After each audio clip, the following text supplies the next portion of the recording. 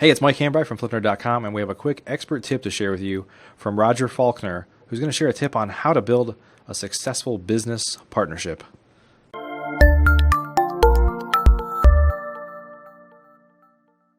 You know, Mike, when I started before I started the real estate business, I did a couple internet businesses, and I went through more than one variation of partnerships.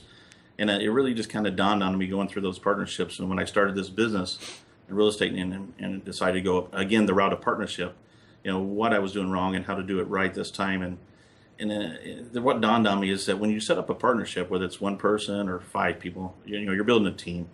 And even if you don't have internal partners like I do, this is a team sport we're in real estate. Yeah. And so when you're setting up your team, whether it's internal or external, it's just the way it's successful. So you sit down and you all talk. You make sure you got the same goals. And then if you have the same goals, the same mindset, and then you're willing to divide up the labor so you're not stepping on each other's toes, those are the two critical aspects. People know their role and they know what their goals are. If you can get those two down, that's you're going to go a long ways in a partnership. And so that's what I learned from trial error and getting it wrong and then finally getting it right. That's great. Any tips on how to kind of stay in tune with that over time, like how to almost have like a tune-up or a talk about, are we still on the same page here, and how to kind of be proactive with maintenance, if you will?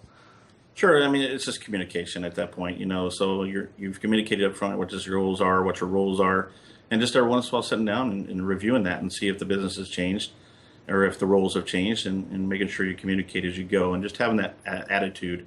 There's a saying about you hire for attitude over aptitude. It's the same thing with your partners. If you got the right attitude, everything else will just kind of fall in line. It doesn't mean you don't have to work at it. I liken it to almost a marriage where, both partners have to work at it. So everybody has to be working at it, but you got to realize the big picture of that it's worth of all that work. And then you'll be much more successful at the end of the day, if you do partner up. And that's why I kept with the partnership format, even after failing at partnerships in the past. Thanks for joining us for another FlipNerd.com expert tip. To access hundreds of tips and full expert interviews, please visit FlipNerd.com or join us in the iTunes store.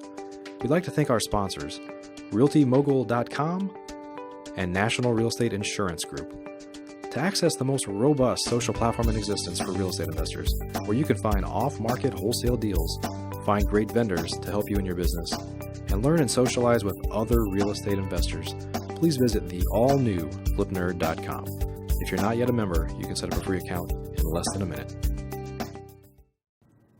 Please note, the views and opinions expressed by the individuals in this program do not necessarily reflect those of FlipNerd.com or any of its partners, advertisers, or affiliates. Please consult professionals before making any investment or tax decisions, as real estate investing can be risky.